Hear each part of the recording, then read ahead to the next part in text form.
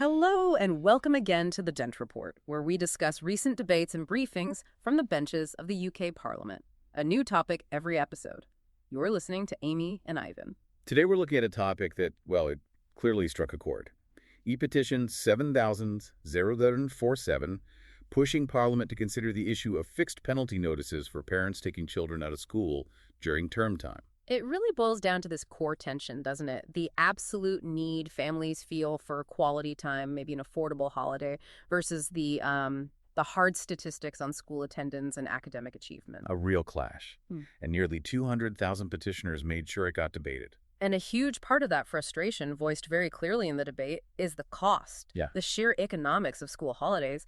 MPs brought up some, frankly, eye-watering examples of price hikes. That Center Parcs example was mentioned quite a bit. Yes, the so-called holiday tax. A short break costing, what was it, £750 more during half-term compared to the week just before.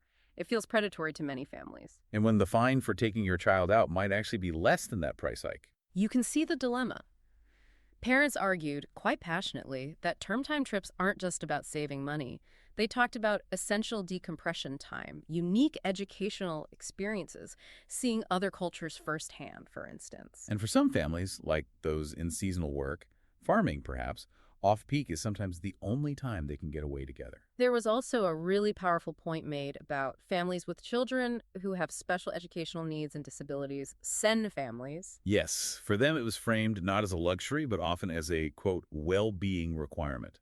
The idea of navigating busy, noisy airports or resorts during peak season is just, well, unmanageable for many children with neurodivergent needs. That's a compelling argument about necessity. But then you have the Department for Education presenting the other side, the data linking attendance directly to results. It's quite stark, actually. The official figures show that missing just 10 school days in a year, that's only 2 weeks, cuts a key stage 2 pupil's chance of reaching the expected standard by about 25%. A quarter, just for 2 weeks.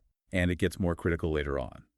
Missing those same 10 days in year 11, GCSE year, halves the likelihood of getting a grade 5 or above in English or maths. Yeah.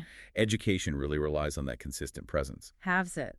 That's huge. And the most striking statistic I saw mentioned was the cumulative effect. The estimate over a child's whole school career. Exactly. A child taking a 2-week term time holiday each year, on top of average sickness absence, could miss the equivalent of a full year of schooling by the end of year 11. A full year. It puts the individual absences into a much sharper perspective, doesn't it? It really does. So you have this intense pressure money, family time versus grades. And the main tool we currently use is the fine. But the numbers suggest it's not really working as intended. Well, the number of penalty notices going up. 487,300 in the 2023-24 academic year, which is a 22% increase. But the feeling expressed in Parliament was that these fines are sort of simultaneously too harsh and too soft. They damage the relationship between schools and parents. Without actually tackling the root causes or significantly boosting attendance overall. Often, as we said, the fine is just absorbed as part of the holiday cost. So if fines aren't the answer, what alternatives were discussed? Broadly, 3 main avenues emerged from the debate. First, looking at the market itself. Trying to tackle the pricing issue head on. Sort of. Maybe introducing something like a family-friendly charter mark to encourage, or perhaps pressure holiday companies into fairer, more consistent pricing across the year. Interesting. What was the second area? Structural changes to the school year itself. Ideas like moving towards a 5-term year, which naturally creates more shorter breaks, spreading out the demand. Or giving individual schools more power. Exactly.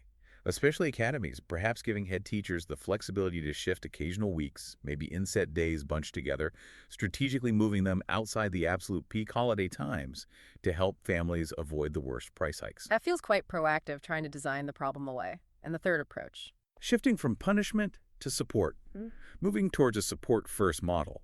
Instead of automatically issuing a fine for absence, focus on understanding why a child is missing school. So, looking at underlying issues. Precisely. Things like anxiety, family circumstances, poverty, housing issues. Using pilot schemes, like the ETO program mentioned, to provide tailored help for vulnerable families rather than just issuing a penalty. It brings us back to that core tension. When you look at those massive price differences, that £750 gap for essentially the same product just weeks apart, It does make you wonder, if the travel industry wasn't able to, or wasn't allowed to, exploit the school calendar quite so much, would this whole debate about fines even be happening on the same scale? As always, find us on social media at BenchReportUK. Get in touch with any topic important to you. Remember, politics is everyone's business. Take care.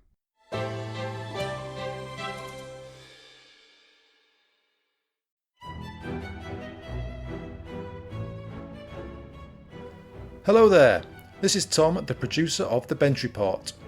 Listener suggestions are vital to my mission of making politics more accessible and accountable. So, if you have an issue that's really important to you, personally or professionally, and want to know what those in power are doing about it, please get in touch via email or via our socials at Bench Report UK. I'll grab another coffee and start scanning those parliamentary archives.